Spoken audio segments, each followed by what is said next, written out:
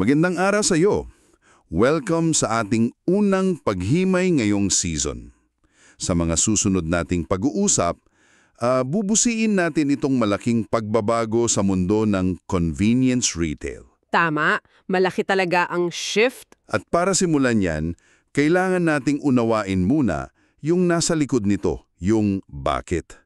Pag-usapan natin ngayon ang pag-usbong ng tinatawag na anxious consumer. Yung balisang mamimili. Yung balisang mamimili. At syempre, yung matinding pressure dahil sa taas ng bilihin at gasto sa pamumuhay.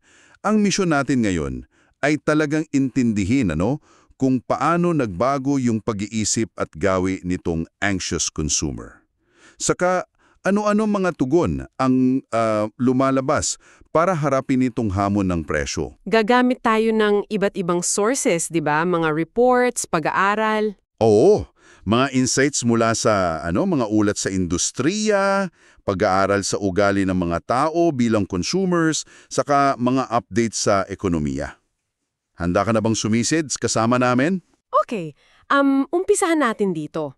Dito sa konsepto ng anxious consumer, sino nga ba sila? Medyo mabigat pakinggan, pero ito yung larawan ng mamimili ngayon, na hinubog ng parang sunod-sunod na kawalang katiyakan. Sa ekonomiya, sa politika. Oo, maraming sources, tulad ng nakita natin sa CSP Daily News, pati sa mga data ng NIQ, isa itong Consumer Intelligence Company, ang nagsasabing mas naging maingat sila. Maingat. Risk-averse, kumbaga. Tama. Halos umiiwas na sa mga desisyon na may risk o panganib. Pati nga analysis ng S&P Global at mga briefing sa UK Parliament, ito rin ang sinasabi. Yun nga. At isang malaking pagbabago, kitang-kita sa datos ng NIQ at S&P Global, ay mas pinag-iisipan na talaga nila ang bawat galaw ng pera. Bawat piso, binibilang. Parang gano'n na nga. Alimbawa, yung mga plano nilang bumili ng malalaking bagay, alam mo yon, bagong EF, TV o kahit sasakyan, yung mga tinatawag na durable goods, marami ang parang nagaantay muna. Pinagpapaliban muna. Oo, mas nagiging ugali na ang mag-ipon at talagang sinusuri ang bawat gastos. Hindi na yung basta may nakita, bili agad. Ang paggastos nila ngayon, masasabi nating mas may layunin, mas purposeful. Interesting yan. So, parang nawala na yung impulse buying para sa marami. May kinalaman din ba dito yung nasa isip natin? Yung psychology sa likod ng pag-check out? Oo, napakalaki ng papel ng psychology.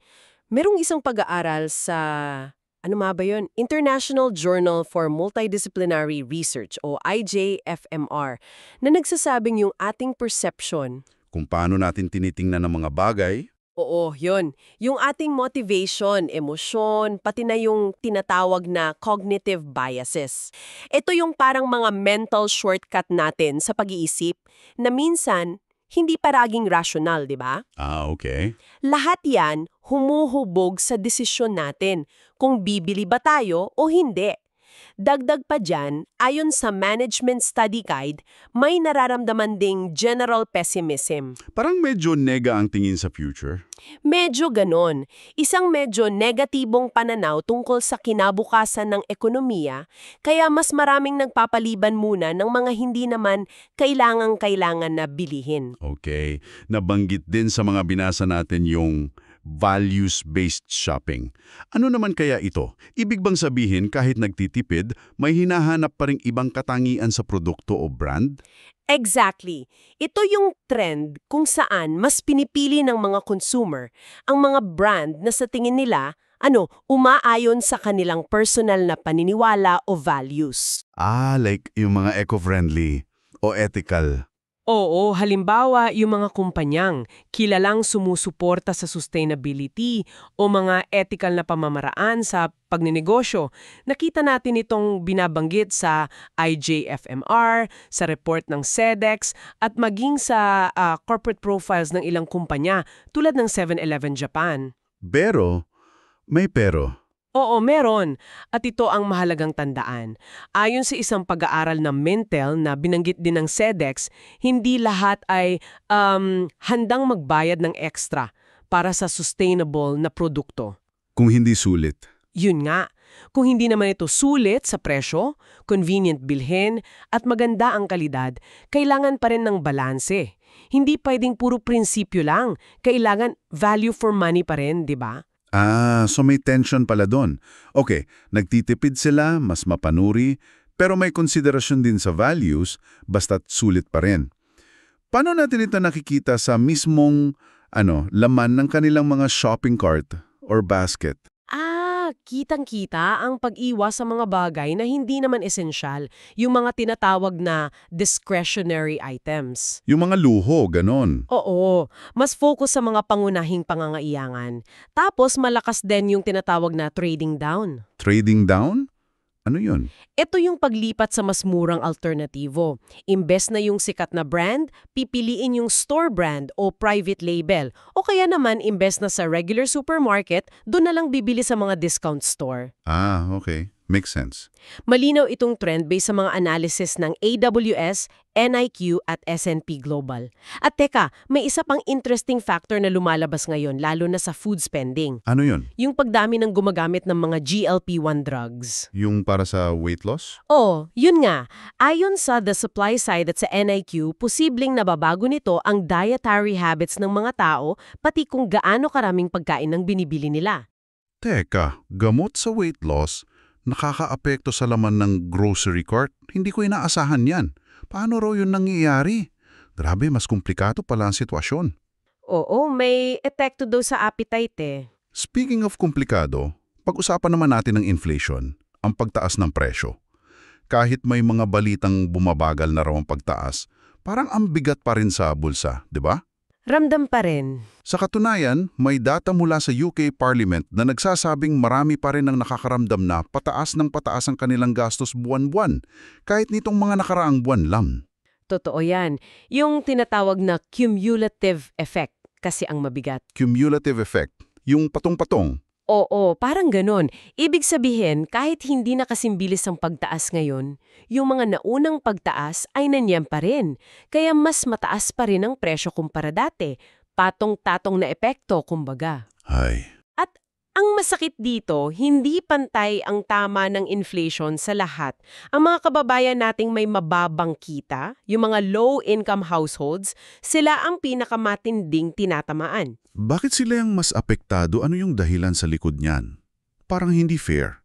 Well, ayon sa datos mula sa Office for National Statistics, ONS ng UK, na sinuri rin sa briefing ng UK Parliament, mas mataas na porsyento ng inflation ang nararanasan ng mga nasa lowest income groups. Mas mataas na rate para sa kanila. Oo, kasi simple lang ang dahilan. Mas malaking bahagi ng kanilang budget ang napupunta sa mga basic essentials. Pagkain, kuryente? Oo, pagkain at enerhiya, kuryente, gas. At ito mismo yung mga kategorya na pinakamabilis tumaas ang presyo nito mga nakaraang taon. Kaya pala. Halimbawa, dun sa UK data para sa 2022-23, yung 10% na may pinakamababang kita, lowest income decile, mga 13.4% ng gastos nila ay para sa pagkain. Kumpara mo sa 8.0% lang para sa pinakamataas na kita, highest income decile. Laki ng agwat. Sa enerhiya naman, 9.7% ito para sa low-income group kumpara sa 4.7% lang sa high-income group.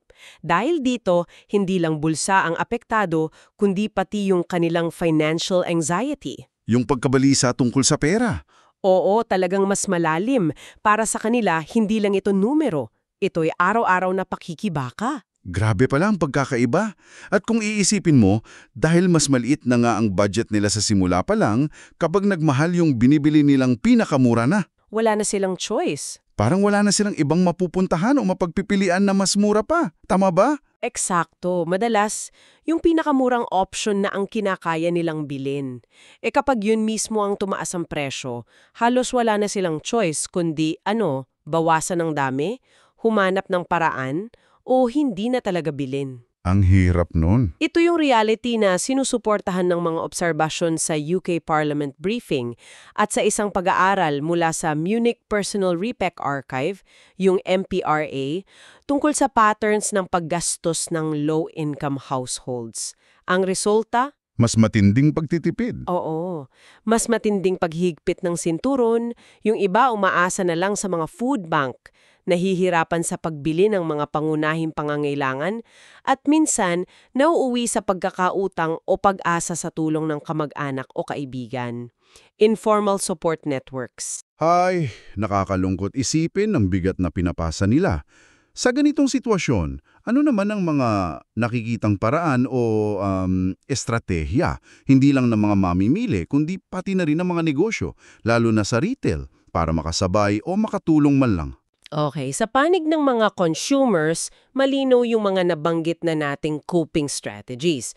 Yung trading down sa private labels at pagbili sa discount stores.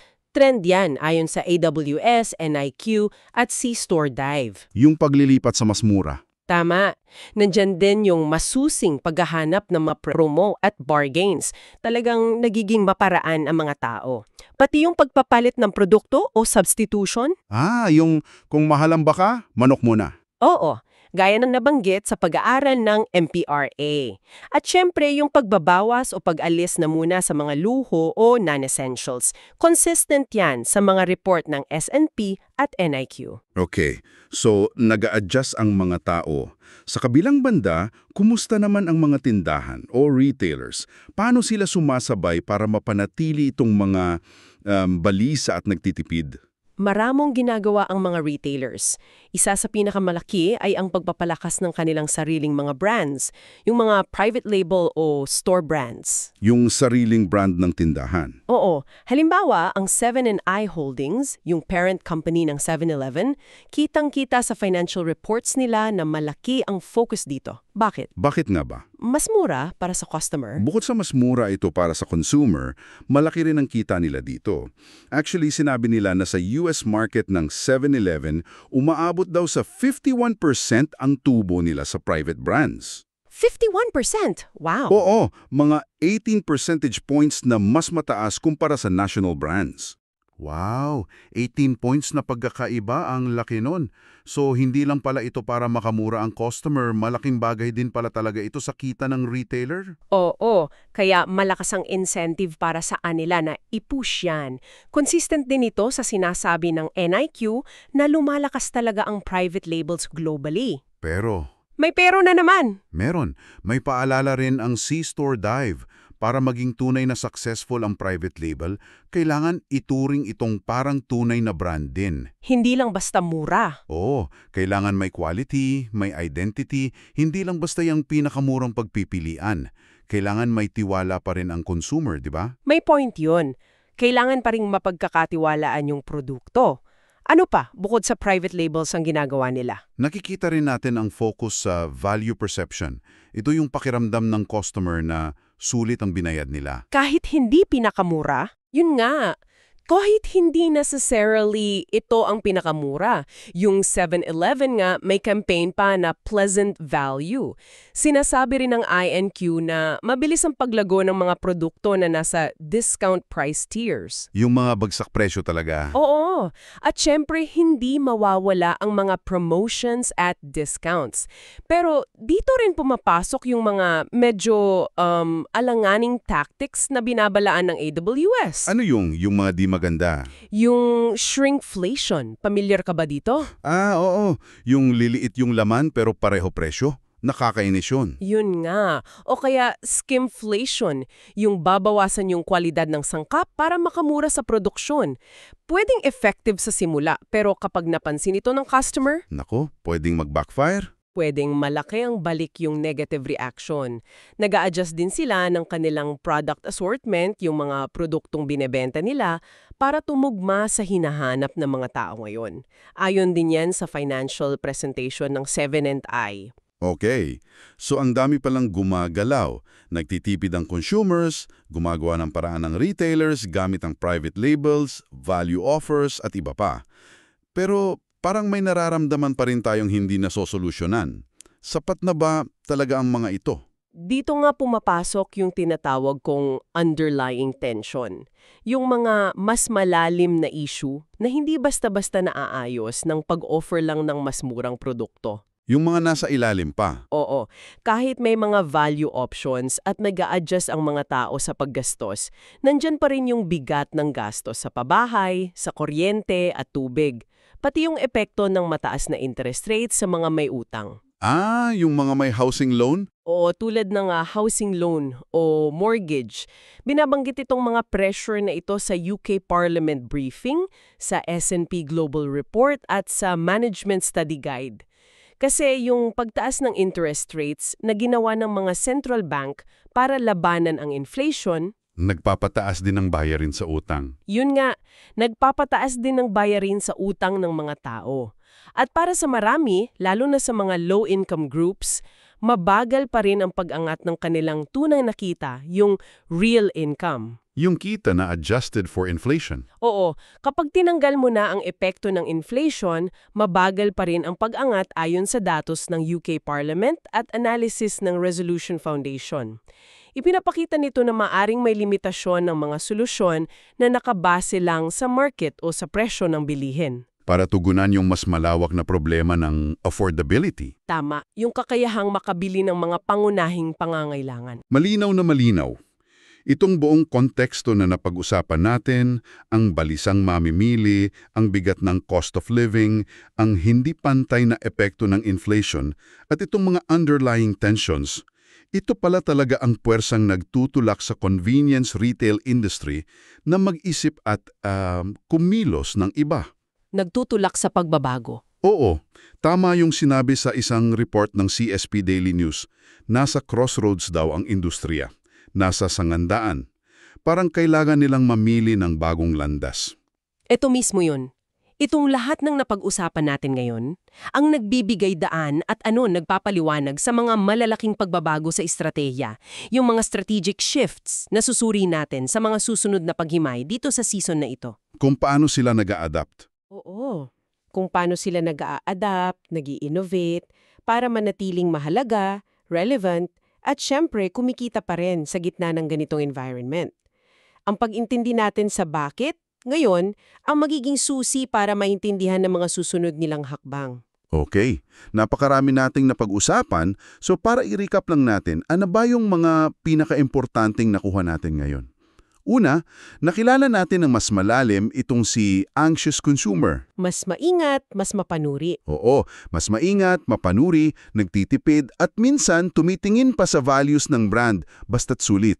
Pangalawa, nakita natin na hindi pantay ang hagupit ng inflation. Lalo na sa mga low-income households. Tama, dahil mas malaki ang parte ng budget nila para sa pagkain at enerhiya. At pangatlo, nasilip natin ang iba't ibang paraan ng pagtugon. Mula sa consumers. Oo, mula sa pagtitipid at pagiging mas maparaan ng mga mamimili hanggang sa mga strategiya ng retailers tulad ng pagpapalakas ng private labels at pag-focus sa value.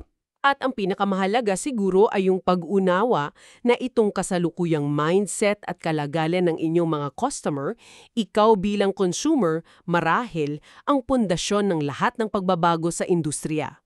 Yung mga desisyon nila, tugon sa nararanasan natin. Oo, ang mga desisyon at estratehiya ng mga kumpanya sa hinaharap ay direktang tugon sa mga pressure at pagbabagong nararanasan ng mga tao ngayon. Tama.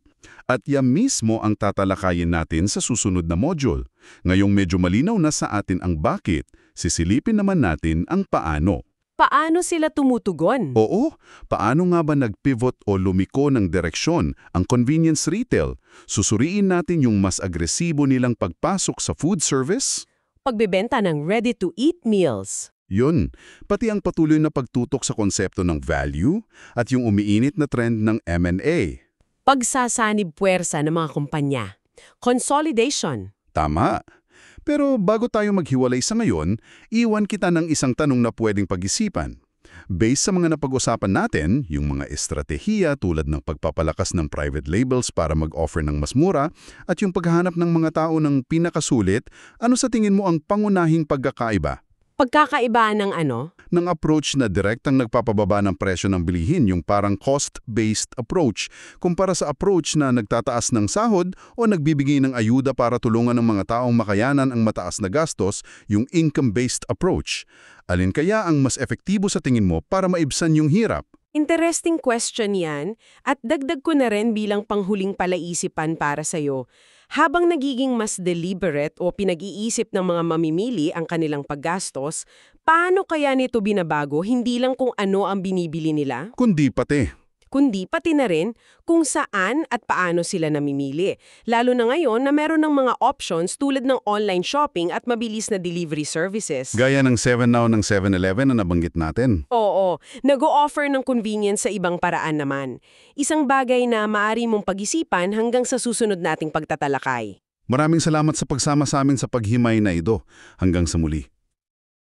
Magandang pagbabalik sa ating pagtalakay. Nung huli, pinag-usapan natin yung tinatawag na balisang mamimili, di ba?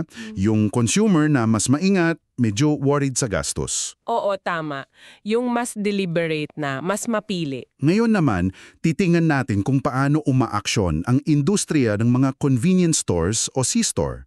Kasi napapansin mo, parang nag-evolve na sila eh. Talaga, hindi na lang sila yung dati na, alam mo na, panggas lang tapos bili ng merienda. Oo nga, nagiging mas komplikado na, parang mga mini destination na. So, ang tanong natin ngayon para sa'yo, ano ba yung mga pangunahing estratehiya nila? Paano sila umaangkop sa atin na mas mapili, mas praktikal, at eto pa, mas conscious na rin sa health? Yan ang magandang pag-usapan. Giging mas sadya natin sa pagbili at yung role ng pagsanib-sanib ng mga kumpanya, yung consolidation. Sakto, kasi alam mo, nasa gitna talaga ng malaking pagbabago ang mga C-store. May nabasa nga ako sa CSP Daily News, parang nasa crossroads daw sila eh. Crossroads? Bakit daw? Kasi andyan yung pabago-bagong ekonomiya, tapos yung katotohanan na hindi na kasing dalas ang pagpunta para lang sa gas, di ba? At syempre yung anxious consumer nga na pinag-usapan natin. Tapos may tech pa. Oo, idagdag mo pa yung mga AI, yung mga bagong tech. Opportunity sa iba yan, pero sa mga hindi makasabay, delikado. Baka maiwan. Sige, simulan natin sa una. Food service, pagkain. May report ang PDI Technologies. Sabi dito raw talaga yung main growth area. Oo, kasi nagbago na rin ang expectations eh. Hindi na pwede yung basic lang. Parang nagiging mas parang restaurant na nga sila, no? Yun nga. At ang interesting dito, hindi lang ito basta pagdagdag ng items. Sinasalamin ito yung pagbabago ng needs natin. Kailangan nila ng ibang source ng kita. Lalo na't humihina yung sa gas. Exactly.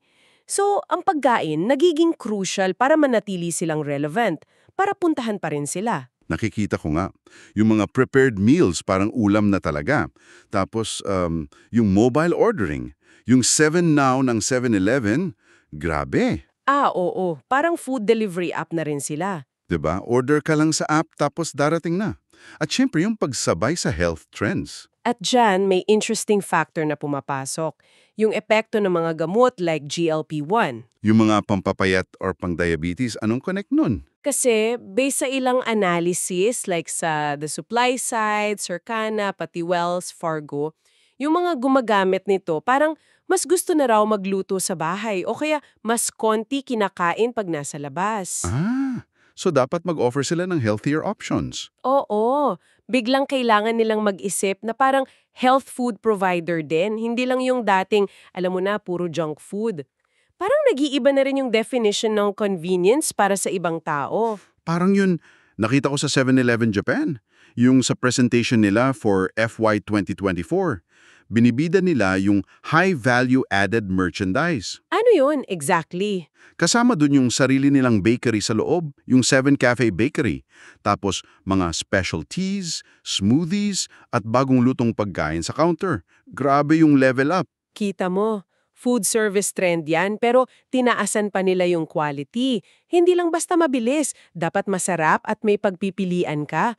Gusto nilang maging destination ka talaga. Mukhang ganun din sa US. Sa plano ka rin ng 7-Eleven, target nilang i-modernize yung libu-libong stores by 2026 para mas food-focused. Food and Beverage Modernization Program ata tawag nila. Oo, yun nga.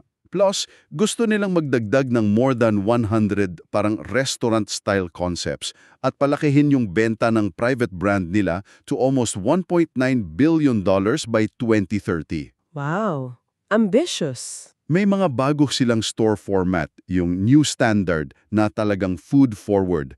At mukhang effective naman. Sabi, almost 18% higher daw yung average daily sales kumpara sa ibang stores. Malinaw. Ang pagkain talaga ang bagong battlefield nila. Yun ang pang-akit nila sa customer na hindi lang nagmamadali, kundi naghahanap ng sulit, masarap, at minsan healthier pa. At sakto, dyan papasok yung pangalawang diskarte, yung intentional consumption at value. May report ang NIQ tungkol dito. Yung NIQ Mid-Year Outlook? Ano daw ang intentional consumption? Dahil sa mga economic pressures, inflation, mataas na cost of living, mas pinag-iisipan na raw natin ang gastos.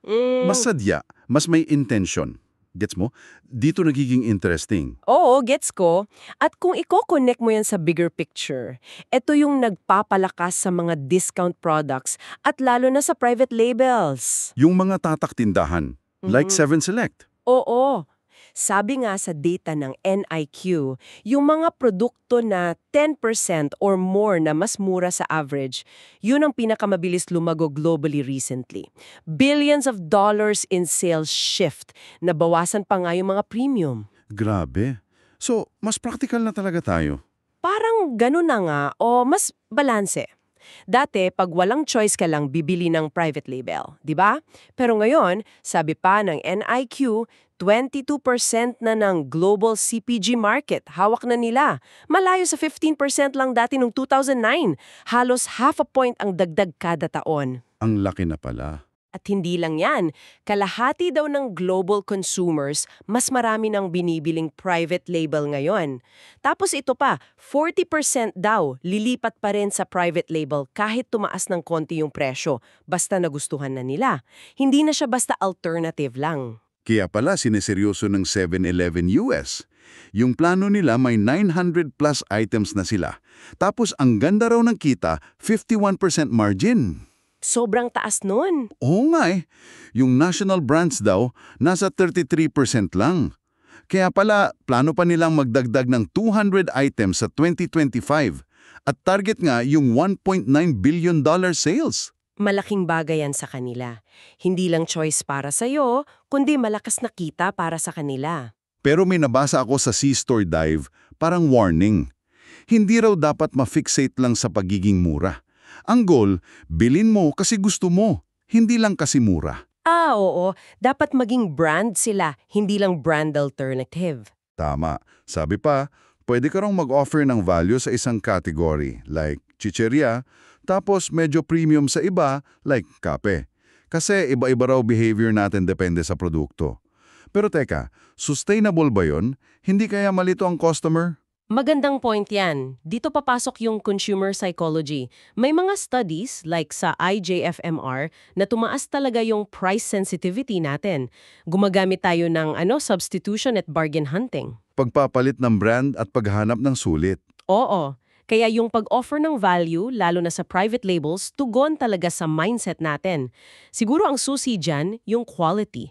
Kahit private label, kung maganda, hindi mo iisiping mura lang, kundi sulit. Doon papasok yung pagiging brand. Makes sense. So dapat consistent sila sa quality. At para mapanatili yung customers, lalo na yung mga nagustuhan na yung private label, siguro importante rin yung loyalty programs. Sobrang importante. Sabi ulit sa CSP Daily News, hindi lang yan pampabalik. Nagbibigay yan ng data, alam nila kung ano binibili mo. Para ma-target yung offers nila sa'yo. Yun na nga. Tapos kapag sinama pa nila yan sa retail media, yung ads sa store nila or app, nagiging parang strategic operating system na raw. Malakas na advantage yan. Okay, malinaw. So, food service at value. Ngayon, lahat yan, yung focus sa pagkain, pag-offer ng sulit, pag-build ng brand at loyalty, kailangan ng lakas at laki. Dito na papasok yung pangatlo, consolidation. Yung pangsasanib-sanib, yung mga balita na binibili ng malaking chain yung mas maliit. Oo, like yung cases na binili ang fix. Minsan daw defensive yon, minsan offensive para lumakas palalo. Pero sa ngayon, parang mas focus ang 7 and I sa internal restructuring nila, no? Based sa materials nila. Oo, parang mas inaayos nila yung sarili nilang bakuran para maging mas effective globally. Pero yung trend ng consolidation, nandyan pa rin. Bakit nga ba sila nagko-consolidate? Ang sagot, scale, laki. Ano bang advantage ng scale? Bukod sa mas marami kang stores. Well, una, efficiency. Mas marami kang tindahan, mas madaling standardize at pababain ang gastos. Pangalawa, purchasing power. Mas malakas kang tumawad sa suppliers kasi marami kang binibili. Oo. Mas malaki discount. Tama. At pangatlo, mas matatag ka sa kompetisyon. Importante yan sa mahirap na market. Kaya pala, yung strategy ng 7&I Holdings, gusto nilang maging leaner, faster, more focused sa C-store. Gusto nilang gamitin yung global scale nila sa sourcing, private brands, retail media. At yung plano nilang IPO para sa 7-Eleven Inc. sa US at pagbenta ng ibang non-C-store assets nila para mas tutok talaga. Kailangan kasi ng malaking pera para sa lahat ng ito, di ba? Yung tech, yung AI, automation. Oo, nabanggit yan sa CSP Daily News at Mitsui Sources. Tapos yung store upgrades para sa food service, yung bagong formats. At yung labor issues, kailangan ng investment sa self-checkout, etc. At lalo pang importante ang efficiency ngayon kasi mataas ang interest rates, mas mahal umutang. Tumpak na tumpak, sinasabi yan sa MSG Rosenberg Research. Dahil mahal ang kapital, dapat bawat piso sulit. Ang scale na galing sa consolidation, tumutulong dyan. Mas kaya mong i-absorb yung gastos. So, ano ang takeaway natin dito? Nakita natin yung tatlong pillars. Una, pagiging food destination. Pangalawa, pagtugon sa intentional consumption through value at private labels. Pangatlo, pagpapalaki via consolidation for scale and efficiency. At kung babalikan natin yung balisang mamimili, eto na yung sagot ng C-store industry. Food service para sa mas maraming choice at bagong convenience, value at private labels para sa pagiging practical nating, at consolidation para masiguradong matatag yung mga paborito nating brands. Kaya ikaw na nakikinig, apektado ka. Mahuhubog nito kung anong pagkain ang makikita mo, magkano babayaran mo, at anong C-store ang mananatili sa kanto nyo. Eksakto!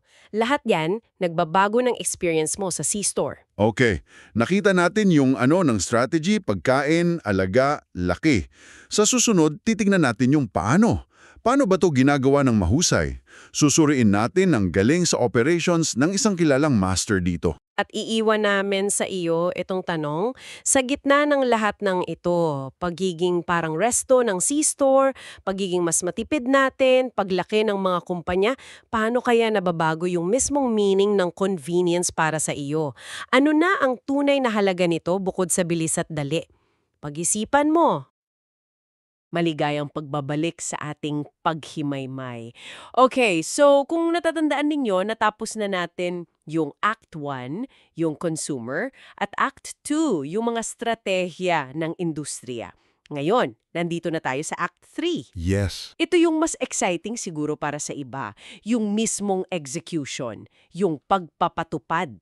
At para gawin yan, sisilipin natin ang galing ng 7-Eleven Japan or SEJ. Oo, dito tayo magfo-focus sa, kumbaga, operational model nila. Kasi ang tanong talaga, paano ba yung parang ang complex pakinggan, yung supply chain control nila at yung sobrang detalyadong data management? Item level pa nga, no? Yun nga, item level data. Paano to naging parang blueprint na talaga para sa modern convenience store strategy? Parang sila na yung standard eh. Tama. At alamin natin kung paano yung dalawang parang major components nito, yung cold chain logistics at yung Tanpin Canry data system, kung paano sila nagtatrabaho together. Para hindi lang kumita yung SEG, kundi para mas gumanda rin yung experience mo, no, bilang customer. Sakto. Convenience at kita. Okay, sige, umpisahan na natin tong paghimaymay sa Japanese model. Unahin natin siguro yung mas madaling i-grasp muna, yung cold chain. Parang simple lang, no? Low temperature distribution. Parang ganun nga. Pero nung binasa ko yung mga sources, lalo na yung SEJ corporate profile nila, grabe pala yung complexity. Isipin mo mula sa farm o kung saan man galing yung produkto, Oo. hanggang makarating sa shelf ng tindahan, kailangan consistent, eksakto yung temperatura, lalo na para sa mga fresh food. May mga separate distribution centers pa, tapos mga truck. Depende sa product, no? May frozen, may chilled. Tama. Yung chilled, yun yung para sa mga sikat nilang onigiri, mga salad, bento. Tapos yung iba, room temp lang. Sobrang higpit daw ng quality control at saka nung food traceability. At alam mo, hindi lang yan basta exercise sa logistics eh. Ito mismo yung, kumbaga nagbibigay buhay dun sa food service strategy nila na napag-usapan na natin dati sa Act 2. Okay. Paanong connection? Kasi dahil sa cold chain, kaya nilang mag-offer consistently ng mga pagkain na dekalidad at siyempre safe kainin. Yung bang mga ready-to-eat meals, mga bento box, na parang signature na nila. Oo nga no, yung tiwala ng customer. Exactly. Yung tiwala na yung kinakain mo sariwa, dumaan sa tamang proseso. Kung wala yung cold chain, parang hindi ka paniniwala yung pag-focus nila sa fresh food na alam naman nating malaking driver ng kita nila. Sa food service at nabanggit din sa mga materials, yung PMC source ata yun, na sinusuportahan nito yung tinatawag na benefit convenience. Ano nga ulit yun? Parang Yung benefit convenience, ito yung value na nakukuha mo kasi meron kang tamang pagpipilian sa tamang oras. Kumbaga, dahil sa cold chain, nagagawa ng SEJ na maglagay ng mga sariwang pagkain, mga healthy options. na dati sa supermarket mo lang makikita. Oo, parang ganon. Pero ngayon, nasa convenience store na malapit sa'yo. Anytime. Yung tipong gusto mo ng salad for lunch. O kaya, mainit na meal pag-uwi galing trabaho. Di mo na kailangan lumayo. Yon. Yan ang benefit convenience na dala ng cold chain. Convenience dahil sa selection. Malinaw. Okay. Pero parang may kasunod pa yan, no? Kasi okay, may fresh products ka na dahil sa cold chain. Pero paano mo malalaman kung ano yung ilalagay mo doon at gaano karami? Dito na papasok yung para sa akin mas mind-blowing pa. Eto na. Yung Tanpin Cannery. Oo, item by item management. Paulit-ulit to sa mga report nila core principle daw, competitive strength. Ano ba yung magic, no? Ano nga ba? Ang Tanpin Cannery kasi, hindi lang siya inventory system. Parang philosophy siya na data-driven. Grabe yung detalye. Bawat isang produkto, bawat flavor ng chips, bawat size ng tubig, bawat klase ng sandwich, sinusubaybayan yan. Paano? Sa POS, pag nag-scan sa cashier. Oo, gamit yung POS data. Pero di lang yon. May mga scanner terminals ST pa na gamit yung staff for real-time checks. Tapos may store computers SC para i-analyze yung data. Wow! So nakikita nila hindi lang kung anong nabenta, kundi kailan, anong oras. Oo, anong oras, anong araw. Potentially, sino ang bumibili base sa oras at iba pang binili. Ano yung mga kasama niyang binili. Sobrang granular. Grabe nga. At dahil dyan, nagkakaroon ng, sabi nga sa profile nila, incredible precision ang bawat store sa inventory nila. Alam nila yung unique demand pattern ng kanilang lugar. So hindi sila nanguhula lang. Hindi. Halimbawa, yung store malapit sa mga opisina, baka mapansin nila, mabilis maubos yung ganitong kape, Monday to Friday, 8 to 9 a.m. Pero pag weekend, hindi na masyado. Yung store naman sa residential area, iba yung benta ng tinapay sa umaga kumpara sa gabi. Dahil alam nila yon. Naiiwasan yung sobrang stock na masisira lang. Lalo na pagkain, no? Waste reduction yan. Malaking bagay sa gastos. Tama. At kasabay noon, mas sigurado silang laging may stock ng mga produktong hinahanap talaga ng customer. Oo, yung hindi ka mapapahiya na out of stock yung paborito mo. Importante yun sa experience. At may isa pang key element dyan, yung mga Operation Field Counselors, OFCs. Nabanggit nga yan. Sila yung mga consultant. Parang ganun, mga experienced SEJ personnel na gumagabay sa mga franchise owner. Hindi sila basta nag-uutos lang. Gamit yung data mula sa Tanpin Cannery system ng store. So gamit nila yung data nung store mismo. Oo, tinutulungan nila yung franchisee na, okay, eto yung data mo. mukhang tumataas benta ng ice cream paghapon. Baka pwede nating itry na dagdagan yung order tapos ilagay natin sa maskitang pwesto. May cycle sila dyan eh. Ano yung cycle? Information, yung data, tapos hypothesis, yung idea o educated guess, tapos order, pag-order based dun, tapos display, pag-ayos sa store, sales, yung benta, at verification, check kung gumana ba yung hypothesis. Parang laging may experiment na nangyayari. Parang scientific method nga, pero sa retail. Pero teka, hindi ba mahirap i-convince yung mga franchisees? Siyempre may-ari sila, baka feeling nila mas alam nila yung market nila eh. Magandang tanong yan. Hindi man didetalye exactly sa sources kung paano yung change management, pero mukhang malaki talaga yung investment ng SEJ sa training at relationship building. At siguro, ang pinaka-convincing factor ay yung resulta. Pag nakita nilang gumagana. Oo, pag nakita ng franchisee na mas tumaas benta niya, mas nabawasan yung nasayang na produkto nung sinunod niya yung advice ng OFC na based sa data, mas magtitiwala siya sa sistema. Kumbaga, tool ito para sa success nila, hindi lang control. Okay, makes sense. May mga support systems pangaraw like shift work creation support, no? Para sa scheduling? Oo, kasama yan sa pagiging efficient. So, itong Tanpin Canry, kasama yung OFCs, hindi lang inventory. Tungkol din sa pag-optimize ng buong operation. Ano naman effect niyan sa atin, bukod sa laging may stock? Dito naman, papasok yung pangalawang type ng convenience, yung decision convenience. Okay, ano yan? Dahil mas maayos yung back-end, mabilis mag-restock, tama yung inventory, mas may oras yung mga staff na asikasuhin ka. Magtanong ka man o kaya mas mabilis yung pila sa cashier. Lalo na kung may self-checkout sila. Nabanggit yon sa isang source. Oo, yung mga ganong technology. At mas maayos tingnan yung tindahan. Lahat yan, pinapadali yung pagpili at pagbili mo. Less stress, kumbaga. Mas madali kang makapag-decide. Okay, malinaw na yung dalawang pillars. Cold chain para sa product quality at selection, benefit convenience, at Tanpin Canry para sa stock availability at efficient store decision convenience. Ngayon, i-connect natin to sa taas. Paano to nagiging pera at strategy para sa SEJ? Ito na yung Act 3 meets Act 2. Diretsa talaga ang koneksyon. Kung titingnan mo yung financial results presentation nila for FY 2024, kitang-kita na itong cold chain at Tanpin Canry, sila yung parang foundation ng mga major strategies nila. Tulad ng Una, yung pagpapalakas ng high-value added merchandise. Yung fresh food na posible dahil sa cold chain at yung sarili nilang brand. Yung 7 Premium na mas na-optimize nila dahil sa Tanpin Canry data. Mas mataas ang kita dyan eh. Oo nga. Pangalawa, yung pag-optimize ng assortment.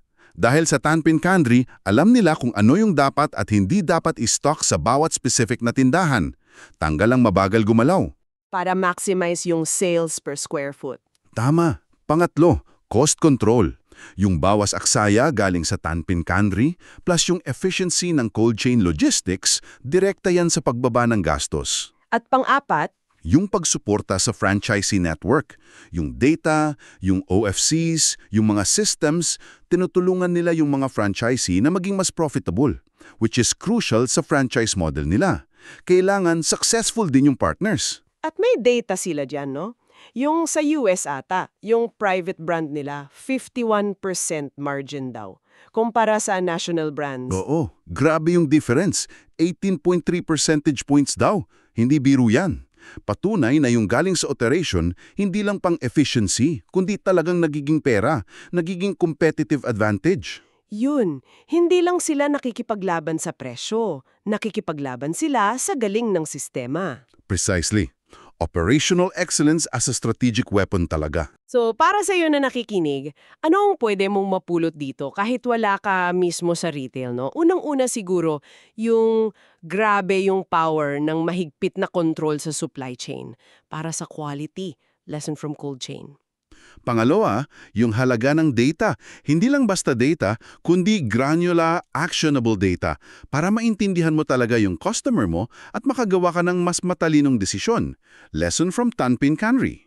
At pangatlo, yung sinabi natin kanina, Act 3, execution. Kahit gaano kaganda yung plano mo, Act 2, kung palpak ang execution, Wala rin. Nasa detalye talaga ang galing, no? oo. At ang ganda nung point mo kanina. Na ano? na pinagsama nila yung physical world ng logistics, yung cold chain, at yung digital world ng data, yung Tanping Kanri. Oo. Para makalikha ng isang bagay na nararamdaman mo bilang customer, yung convenience. Yun nga, yung operational excellence, hindi lang pala tungkol sa pagtitipid or bilis. Tungkol din siya sa paglikha ng value para sa customer. Ito na siguro talaga yung blueprint. Parang ganun na nga. Grabe. So, mula sa macro trends, bumaba tayo sa pinakaugat ng operasyon ng isang tindahan sa Japan. Nakita natin yung meticulous execution nila. Yung cold chain at Tanping Kanri, sila yung nagbibigay laman dun sa pangako nilang convenience at quality. Oo. So, kung ibubuod natin, dalawang haligi talaga. Cold chain para sa quality, fresh food na nagpapaganda ng benefits ng convenience mo. Sulit yung punta mo kasi may mapipili kang maganda. At Tanping Kanri para sa tumpak na inventory at maayos na tindahan na nagpapaganda naman ng decision convenience mo.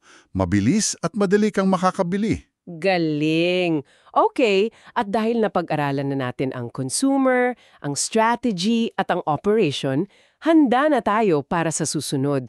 Pagsama-samahin natin lahat yan. Sa susunod nating paghimaymay, titingnan na natin ano kaya ang hinaharap, ano yung mga kailangan para maging successful na convenience retailer moving forward. Exciting yan! Pero bago tayo maghiwalay, iiwan ka namin ng isang tanong para pag-isipan mo. Ngayong papalakas ang artificial intelligence, machine learning, yung mga ganong teknolohiya. Oo, nabanggit din yan sa ilang sources. Paano pa kaya mag-e-evolve yung mga ganitong operational models? Sapat pa ba yung Tanping Kanri na alam ang demand ng neighborhood? O baka kaya ng AI na i-predict at i-personalize palalo yung iyong personal na pangangailangan bago mo pa maisip? Wow, hyper-personalization na talaga. Iyon. Ano kaya ang next level ng operational genius nito? Magandang pag-isipan. Maligayang pagbabalik dito sa ating huling talakayan. Grabe, naglakbay tayo mula sa isipan ng medyo nag-aalalang mamili. Sinilip natin yung loob ng retail operations, pati yung mga strategies ng industriya. Oo nga. Ngayon, dito sa ating epilogo, parang kailangan nating pagpagsamahin lahat ng yon. Yung malaking tanong talaga, sa gitna nitong parang walang katapusang uncertainty, saka ang bilis ng pagbabago, ano ba talaga ang magiging itsura, ano yung galaw ng isang matagumpay na convenience store sa hinarap? Yun. Ano yung magic formula? Kumbaga, yung tamang halo ng diskarte, ng operations, ng branding para manalo. Tara, himayin natin yan. Buuin natin yung picture. Sige, titingnan natin paano ba kailangan mag-evolve ng mga estratehiya para hindi lang maalam mo, basta makasurvive. Ang goal dito ay manalo sa darating na panahon. Kasi hindi na simple, no? Hindi na lang location or kung anong tinda mo. Mas malalim na, lalo na ngayon na yung mga consumers mas maingat sila mas mapanuri. Saka mas marami nang hinahanap na value. Okay, sige. Simulan natin dun sa nabuo nating larawan. Malinaw na yung convenience store sa future, hindi na pwede isa lang ang forma. Parang sinasabi natin, kailangan maging hybrid, di ba? Tumpak, isang hybrid na kayang sumagot dun sa tinatawag nating anxious consumer. Yung laging may worry sa budget, sa future. So paano yon? Ano yung unang kailangan? Ang unang haligi malinaw ay yung pagbibigay ng klaro at matalinong halaga or value. Dito talaga sumikat yung usapan ng private labels. Yung sariling brand ng store. Oo, pero hindi na yung dating tingin na, basta mas mura, okay na. Ang laki ng pagbabago, based na rin sa mga analysis tulad ng C-Store Dive, ay hindi na lang ito dapat alternative na mura. Kailangan itong maging brand na hinahanap talaga, pinagkakatiwala ng customer. Parang nagiging totoong brand na sila, di ba? Hindi lang pamalit. Nakita natin yung data galing sa 7&I Holdings, yung may-ari ng 7-Eleven. Grabe yung sa kanila. Ano yun ulit? Yung sa margin? Oo. Yung sa sarili nilang brands, meron daw mga 51% margin. Halos 18% na mas mataas pa kesa dun sa mga kilalang national brands. Yun nga. Kaya pala ang plano nila magdagdag pa raw ng 200 items yata sa private brand lineup nila by 2025. Kita talaga. Malaki ang kita. Pero teka, Ibig sabihin ba lahat dapat cheap na? Hindi rin. Maganda yung punto na lumabas din sa C-Store Dive. Pwede kang mag-offer ng sabihin nating sobrang value sa isang kategorya like chichirias, salty snacks, pero pwede kang maging premium sa iba. Okay. Tulad ng? Tulad ng kape, siguro, o yung mga ready-to-eat meals nila. Kasi magkakaiba yung tinitingnan na value ng mamimili depende sa produkto eh. Hindi pwedeng isang style lang para sa lahat. Okay, gets. So, unang sangkap, smart value proposition, lalo diyan sa private labels. Ano yung kasunod? Food service ata, yung napaka-importante daw. Absolutely. Kasabay nung value, yung pangalawang haligi, yung pagiging mapagkakatiwalaan at talagang puntahan, isang destinasyon para sa pagkain. Hindi na yung umiikot na hotdog lang. Hindi na. Ang usapan ngayon, fresh, quality, masarap. Ito yung, alam mo, master na master ng 7-Eleven Japan. Kitang-kita sa profile nila yung original fresh food nila, tsaka yung 7 Cafe. Naging partner ng lifestyle doon. At hindi lang sa Japan yan, no? Kasi nakita rin natin sa plano ng 7NI Holdings globally, may binabanggit silang Food and Beverage Modernization Program. Tama. Tsaka pagpapalawak ng QSR nila, yung quick service restaurant offerings, gusto nilang maging option talaga. Yung tipong nagmamadali ka, gusto mo ng maayos at masarap, dito ka. Okay, so value, tapos quality food service? Pero ito yung fascinating part para sa akin. Itong dalawang malalaking strategy na to, yung private label at food service, hindi yan tatayo kung wala yung pangatlo. At napaka-critical nito, hyper-efficient operations na ginagabayan ng data. Dito papasok yung model ng Japan. Oo, yung 7-Eleven Japan model. Yung, ano nga ulit yun? Tampin Cannery? Tama ba? Yon, item by item management. Sobrang detalyado pakinggan, pero grabe ang epekto. Paano ba yun gumagana? Gamit nila yung data galing sa POS system nila. Yung sa cashier, di ba? Na nire-record lahat ng benta, inventory, real time. Tapos, may tulong pa ng mga tinatawag nilang Operation Field Counselors, mga OFC, para silang consultant sa bawat store. So anong ginagawa nila? Sapi si customer kasi laging available yung gusto niya. Tapos napakababa ng waste, yung mga nasasayang na produkto. Wow! Grabe yung efficiency. At hindi lang inventory, di ba? May nabasa rin tayo sa PDI Technologies, pati presyo ng gas may connect pala sa pagpunta ng tao sa C-store. Oo. Pati sa kung ano binibili nila pagpasok, patunay lang na kailangan talaga ng retailers na maging data savvy. Intindihin bawat galaw, bawat need ng customer. So ayan yung tatlong haligi. Value, private labels, food service, destination quality, and operations, data-powered excellence. Yan ang nakikita nating future model. Pero itong modelong ito, kailangan niyang gumalaw sa isang environment na, well, hindi nawawalan ng challenges. Dito na nga papasok yung sinasabi nating persistent uncertainty, yung parang laging may kaba sa ekonomiya na parang naging background music na natin. Tinalakay natin to dati at parang hindi nga siya basta-basta alis. Mukhang hindi nga. Nakita natin sa data, sa UK Parliament Report for example, kahit daw bumababa yung official inflation rate, ang dami pa rin, 72% sa UK noong April 2024, na nagsasabing mas tumaas pa rin yung gastos nila. Ano daw dahilan? Same old suspects, pagkain, kuryente, gas. Ganon din yung sinasabi ng global surveys like NINQ. Kahit may konting improvement daw, marami pa rin consumers, mga 30% globally, ang feeling nila mas humiap yung financial situation nila. Dahil sa taas ng bilihin. At merong pang usapan tungkol sa mismong pagsukat ng inflation, di ba? Yung mga kritisismo sa CPI na kesyo hindi daw accurate. Oo, may mga nagsasabi na hindi daw nasasalamin ng official numbers yung tunay na bigat na nararamdaman ng ordinaryong tao. Kung ganun nga, ibig sabihin yung economic anxiety, yung feeling na hindi ka sigurado, hindi lang ito temporary, baka ito na yung new normal. Nakaka-stress isipin. So anong ibig sabihin nito para sa mga retailers? Kung i-connect natin sa kanila, kailangan nilang maging mas flexible, mas mabilis umangkop, mas matatag, agile and resilient, ika nga. Kasi Itong uncertainty, direktang epekto sa business nila eh. Paanong epekto? Alimbawa, yung pagtaas ng interest rates, nabanggit yan sa Management Study Guide at Rosenberg Research. Pinapataas nito yung operational cost nila kasi madalas short-term credit gamit nila. Pati yung carrying cost ng inventory, tumataas. Tapos apektado rin si customer, di ba? Mas mahal umutang, so mas hesitant gumastos. Lalo na sa di masyadong kailangan. Eksakto.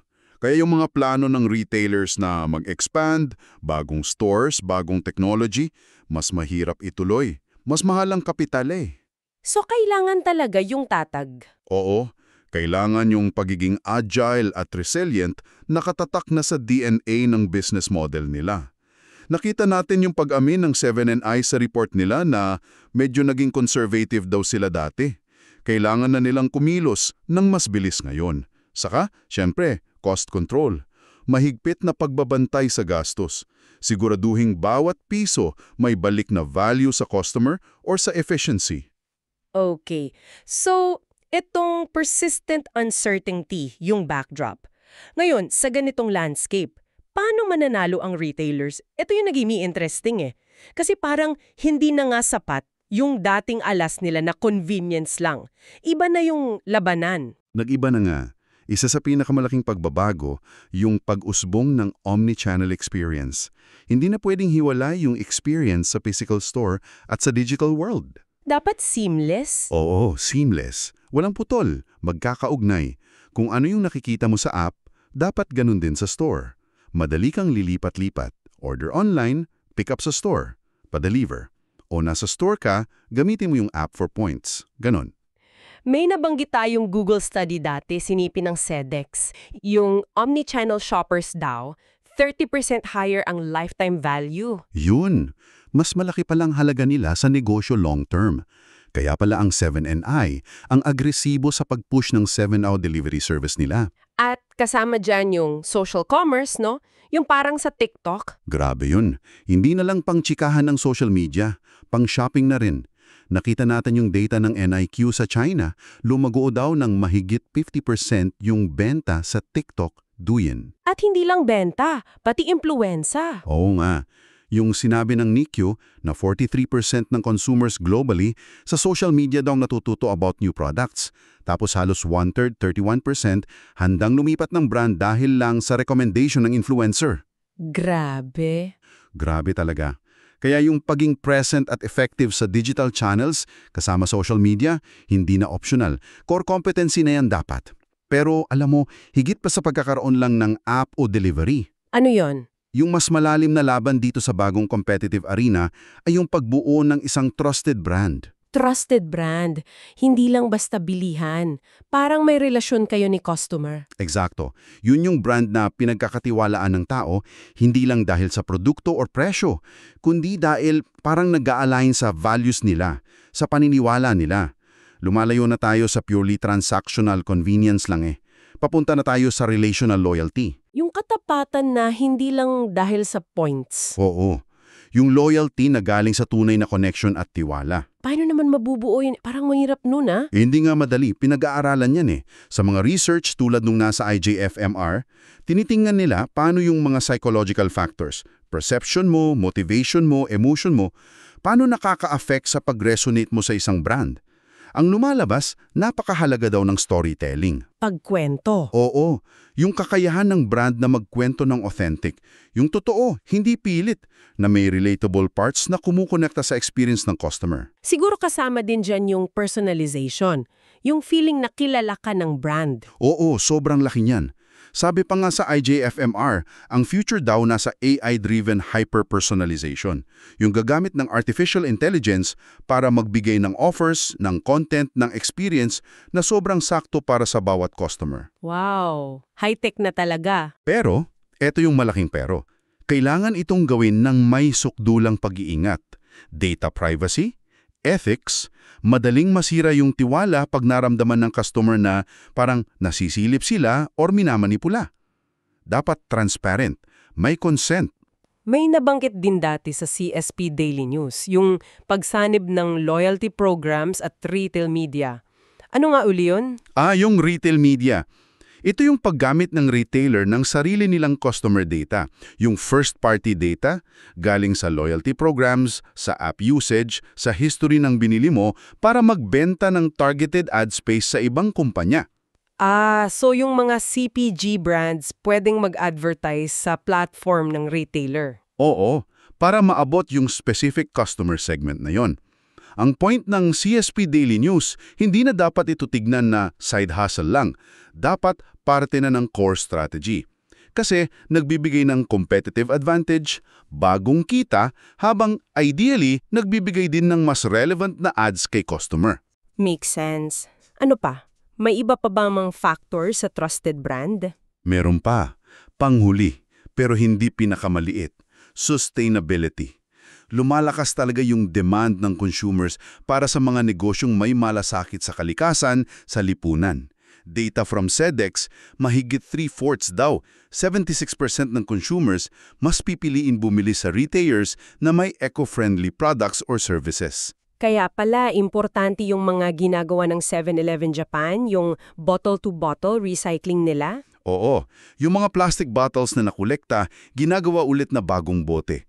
Hindi lang pang PR yan nagiging part na ng value proposition nila. So dapat totoo yung commitment, hindi pakitang tao lang. Totoo. Yan yung nagiging factor sa pagpili ng tao kung saan nila ibibigay yung pera nila at yung loyalty nila. Okay. So what does this all mean? Kung pagtatagni-tagniin nating lahat, parang lumilinaw na nga yung picture ng future-proof C-store. Kailangan maging master sa pagbabalance ng ilang bagay. Una, malakas at smart na value proposition. Yung private labels, parang tunay na brand na hinahanap. Pangalawa, isang compelling at trusted na food service offering. Fresh, masarap, quality. Pwedeng alternative sa fast food or kahit sa luto sa bahay. At pangatlo, walang palya na operational execution. Hyper-efficient, gamit ang data at technology, AI, automation, para optimize lahat from inventory to customer experience. Tama. At lahat yan, itong tatlong haligi, kailangang nakatayo sa pundasyon ng malalim na pag-intindi at pagtugon sa needs, sa worries, sa values ng modernong anxious consumer. At ginagawa sa loob ng environment na puno ng uncertainty. Oo, ang labanan talaga na lang sa pagiging convenient, nasa pagbuo na ng tunay na tiwala at pangmatagalang loyalty. Ang ganda ng synthesis. Maraming salamat sa pagsama mo dito sa malalimang usapang to. Hindi lang na yon, kundi sa buong serye. Talagang mabilisang pagbabago sa industriyang ito. Pero gaya ng sabi mo, yung mga core principles ng value and excellence, nandyan pa rin. Dito na nagtatapos ang ating paglalakbay sa C-Store Retail. Pero bago tayo maghiwalay for this series, iiwan kita ng isang tanong para pagnilayan mo.